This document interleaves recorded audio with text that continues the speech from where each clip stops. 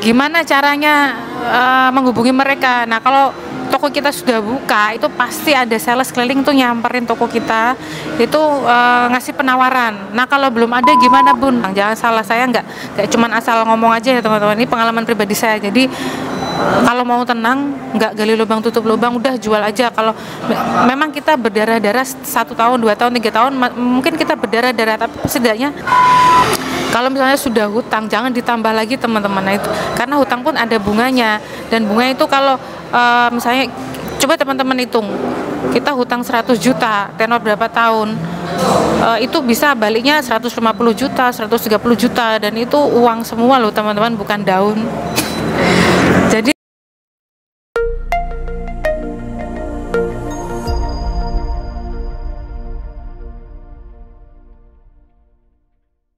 halo teman-teman, selamat siang. Jumpa lagi dengan saya Lale Novita. Oke, di siang kali ini kita mau ngevlog, tapi kita nyantai aja ya teman-teman. Kita biasanya ke pedagang-pedagang atau sosok inspiratif lainnya. Cuman kali ini kita agak sedikit nyantai. Saya bikin konten tentang Q&A seputar usaha atau seputar video-video saya yang belum sempat saya jawab.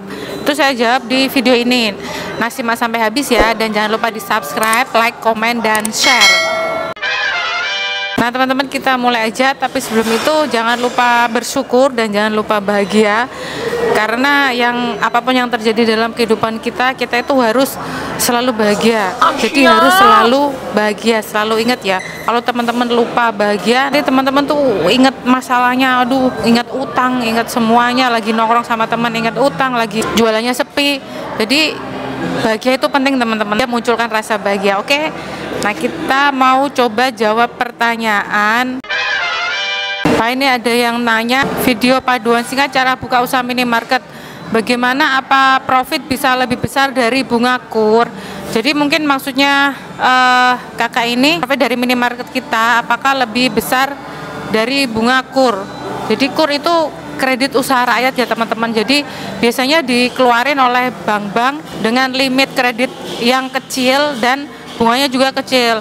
Tapi menurut pengalaman kami ya, mau usaha apapun itu, kalau kita ambil kredit, tanpa kredit pun usaha itu sudah penuh dengan spekulasi, apalagi ditambah kredit, karena awal mulai usaha ya teman-teman itu penuh dengan ketidakpastian. Walaupun kita sudah promosi, kita sudah melakukan servis yang bagus, promosi, barang yang kita jual sudah komplit, tapi yang namanya usaha itu apalagi awal-awal buka, kita mesti mendatangkan traffic, mendatangkan pembeli untuk usaha minimarket ya awal-awal. Nah, kalau teman-teman pinjam dari KUR, kredit usaha rakyat, walaupun nominalnya nggak besar, misalnya katakanlah KUR setahu saya maksimal 250 juta, ada yang 500 juta, itu tergantung kebijaksanaan banknya ya teman-teman. Misalnya teman-teman buka minimarket, pinjam 100 juta, minimarket kecil, tenornya bisa sampai 7 atau berapa tahun, nanti tergantung kesepakatan dengan nasabah antara perjanjian dengan pihak banknya. Nah, kita tuh harus ngangsur tiap bulan, sementara awal kita buka itu pendapatan belum pasti.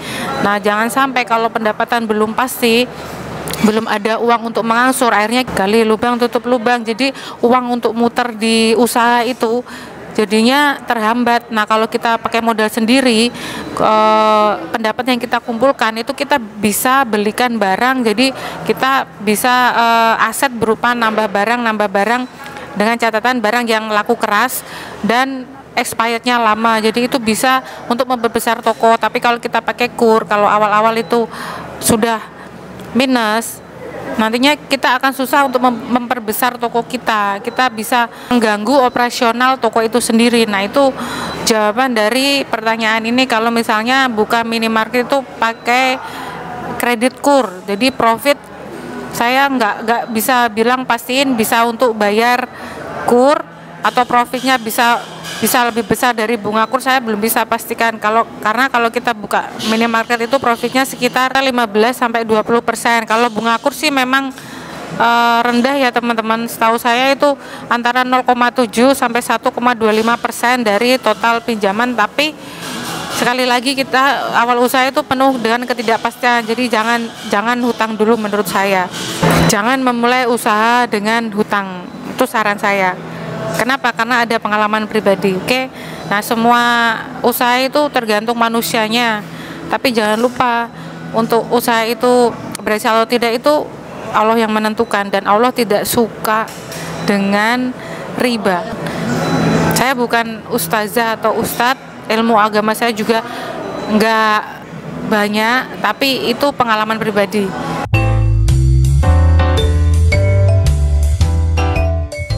Yang saya perlu luruskan ya teman-teman, kadang di video short saya, video yang kurang dari 1 menit durasinya, jadi di YouTube itu ada 2 tipe video, video short sama video biasa. Nah, kalau video short itu memang durasinya harus kurang dari 1 menit. Nah, biasanya ada yang nanya, kok jelasinya buru-buru? Ya, karena biar materi yang saya sampaikan itu kurang dari 1 menit, tapi padat, jelas, ringkas, dan mudah dipahami. Nah, kalau misalnya terkesan buru-buru, mohon dimaklumi dan dimaafkan. Nah, itu jawabannya. Terus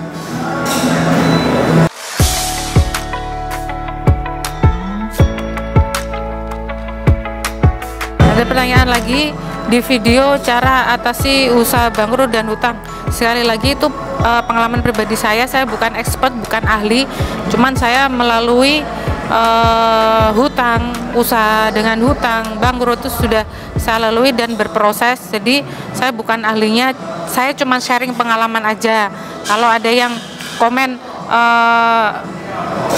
teorinya mudah, prakteknya bagaimana?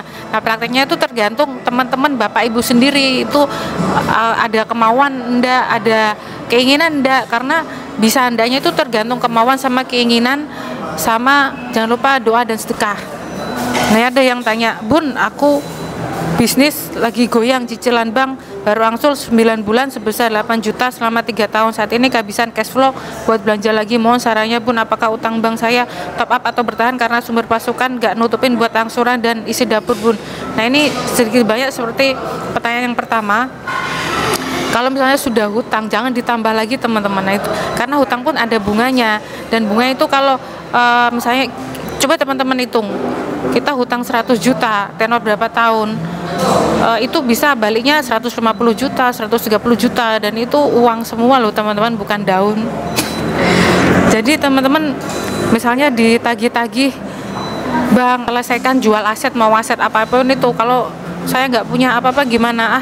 Itu saya enak tinggal ngomong aja. Jangan salah teman-teman, saya sudah pernah ngalamin teman-teman, semua aset saya jual, bahkan sepeda ontel ya, dari mobil saya jual, motor, bahkan sepeda ontel pun saya jual untuk nutup semua utang. Jangan salah, saya nggak cuman asal ngomong aja ya teman-teman, ini pengalaman pribadi saya. Jadi kalau mau tenang, nggak gali lubang tutup lubang, udah jual aja. Kalau memang kita berdarah-darah 1 tahun, 2 tahun, 3 tahun, mungkin kita berdarah-darah, tapi setidaknya cicilan kita berkurang dan kita tenang.